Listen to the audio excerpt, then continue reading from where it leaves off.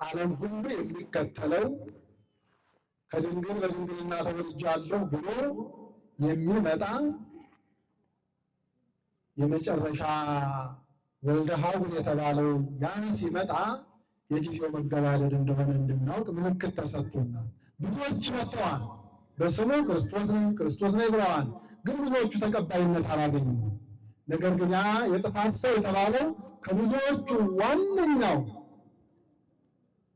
እድል የሚያገኘው ብዙዎቹ የሚከተሉት ታላላቅ ታምራት እስከ ማድረግ ደርሶ የጥፋት ሰው የተባለው የሐሳዊ መሲህ የተባለው ሰው ሲመጣ ያኔ የክርስቶስ መምጣት ደጅ እንደደረሰ ምልክት እንዲሆን ቅዱሳት መጻሕፍት ነግረውናል። አንደኛው እንግዲህ ክርስቶስ ነኝ ብለው የሚመጡት ሰዎችና ከዛ በኋላ በመጨረሻ የሚመጣው የጥፋት ሰው መለየታቸው ይሆናል ማለት ነው። ያኔ የክርስቶስ መምጫ እንደቀረበ እናውቃለን። ሌላው የጦርነትና የጦርነት ድምፅ ነው። በየሀገሩ ሁሉ ጦርነት ይሆናል።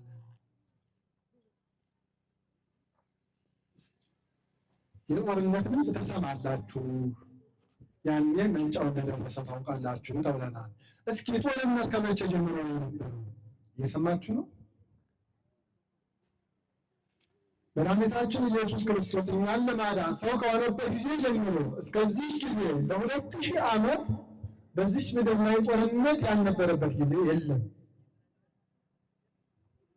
በይበልጥ ለቤተ ክርስቲያን የስደት ምክንያት የሆነው ዘመነ ሰማዕታት ተብሎ የሚጠራው 3ኛው ምዕተ ክፍለ ዘመን ከ2ኛው ምዕተ ክፍለ ዘመን መገባደጃ እስከ 4ኛው ምዕተ ክፍለ ዘመን መግቢያ ያለው ያ ዘመን የጦርነት የመከራ ቤተ ክርስቲያን ካደረችበት የማትውል ከዋለችበት የማታድርበት የመከራ ዘመን ነበር። ታዲያ የትኛው የጦርነት ድምፅ ነው ለክርስቶስ መምጫ ምልክት የሚሆነው? በአንድ ሀገር ጦርነት ይሆን በሌላው ሀገር ሰላም የነበረበት ዘመን ነው። ክርስቶስ ሲመጣ ግን በዓለም ሁሉ ከሰማይ በታች በሆነው ጦርነቱም ዘምኖ ትንሹም ትልቁም የሚያወራው ተራ ነገር ይሆናል። ሞት ይለመዳል። ጦርነት እንደ ተራ ጨዋታ ለብዙዎች ተራ ቀልድ ይሆናል። ሁሉም ስለ ጦርነት ያወራል። ያኔ ወትሴኮት ፍቅር ሀበ ሁሉ በሀበ ብዙኃን በብዙዎች ዘንድ የዛኔ ፍቅር ትጠፋለች አለ።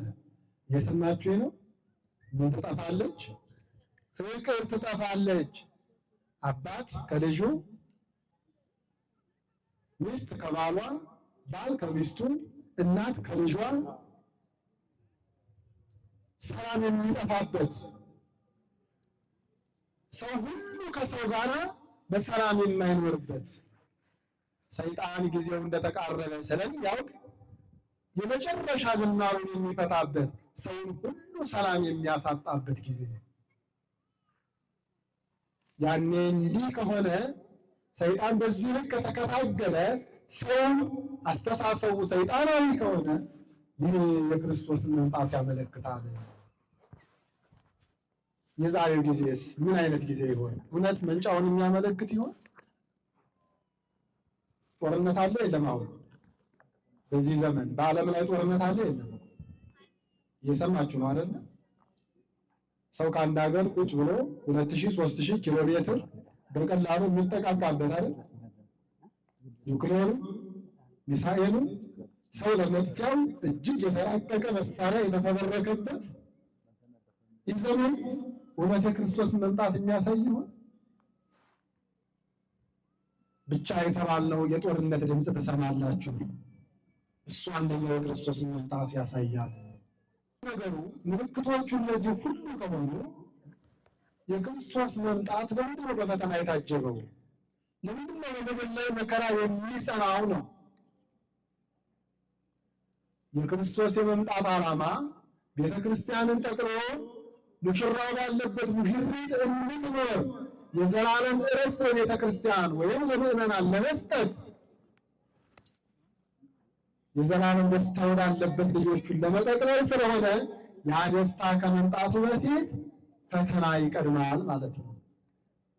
እየሰማችሁ ከፊታችሁ ለሚጠብቃችሁ የትኛው ደስታ ፈተናን ማለትና መሸጋገር የግድ ነው ማለት ነው።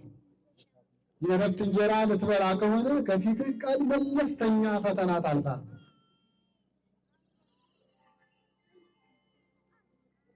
አባባሉም ሊነጋ ሲል ምን ይላል ነው የሚባለው? ሊነጋ ሲል ምን ይላል? ይጨልማል ነው የሚባለው አይደለ? የማያልቅ ደስታ ከፊት የሚመጣ ከሆነ የማይገፋ የሚመስል ፈተና ደግሞ እንጋፈጣለን ማለት ነው።